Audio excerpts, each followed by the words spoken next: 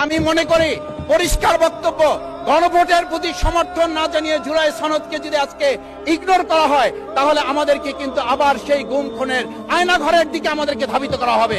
বাংলাদেশ জাতীয়তাবাদী দলের সম্মানিত মহাসচিব তিনি কয়েক হাজার পুলিশের বেষ্টনীর মাঝখানে একা একটা মোবাইল নিয়ে তাকে আমরা দাঁড়িয়ে থাকতে দেখেছি, তখন সংবিধান আমাদেরকে রক্ষা করতে পারে নাই।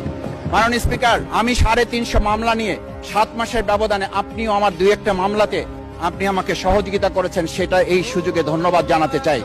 আমার 350 মামলা জামিন করতে 7 মাস সময় লেগেছে, আমার বের হতে সময় লেগেছে 4.5 বছর। আমি সেই 4.5 বছরে 3 বার রিয়ারেস্ট হয়ে 2 বার গুম হয়েছি।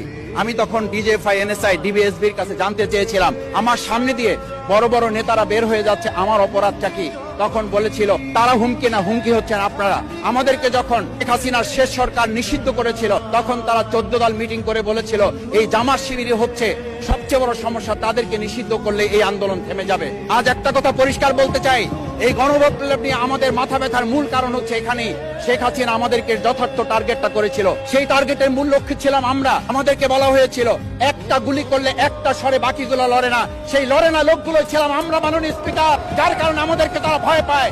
আমরা এখন বর্তমান সময় ভিডিও দেখতে পাই যেই শেখ হাসিনা বাইরে থেকে বলেছিল আমরা এই দলকে ভোট দিতে বললাম, আর সেই দল আমাদের সাথে আবার বিশ্বাসঘাতকতা করেছে। আমরা সেই শেখ হাসিনার বক্তব্য শোনার পর আমরা কাউকে আজকে এখানে বলতে শুনি নাই শেখ হাসিনার ওই বক্তব্য সঠিক নয়।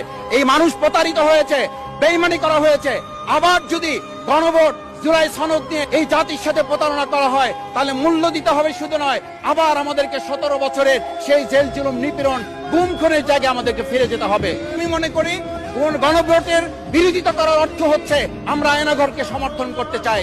গণভোটের বিরোধিতা করা মানে হচ্ছে 70% মানুষকে আমরা অন্যায্যভাবে তাদেরকে আবার ধিক্কার জানাতে চাই। আমি এখানে স্পষ্ট বলতে চাই, আপনারা যেমন 51% সমর্থন নিয়েছেন, 70% প্রায় জনগণ কিন্তু গণবিপ্লবের গণভোটের পক্ষে তারা রায় দিয়েছে। আপনাদের চেয়ে সেই 51%-এর তুলনায় সেই 70% প্রায় গণভোটকে যদি আপনারা ইগনোর করেন তাহলে আমি বলবো আমার বাউফল, আমার পটুয়াখালী শুধু নয় গোটা বাংলাদেশ আবার জেগে উঠে গণভোটকে তারা কার্যকর করছে। আমি পরিষ্কার এই কথাটা এই জন্য বলছি, আজকে সংবিধানের লাইন ধরে ধরে যদি আমাদেরকে এই কথা জানতে হতো তাহলে আমাদের নেতৃবৃন্দকে ফাঁসির মঞ্চে যেতে হতো না। আমার মতো ছোট মানুষের কাছে সে সময় ডিজিএফআইর কাছে প্রস্তাব এসেছিল আপনারা কি চান, মন্ত্রিত্ব চান, দেশ পরিচালনা চান, সবকিছু দেওয়া হবে, শুধু শেখ হাসিনার নীতিতে আপনারা আসেন। এই নীতি তো ছিল 72-এর সংবিধান, সেই নীতি নিয়ে আজকে কেন এখানে এত কথা বলা হচ্ছে? আমরা পরিষ্কার জানি আমরা যদি সেই 72-এর সংবিধানকে ভালোবাসি তাহলে এখানকার নেতৃবৃন্দ এবং মরহুমা বেগম খালেদা জিয়া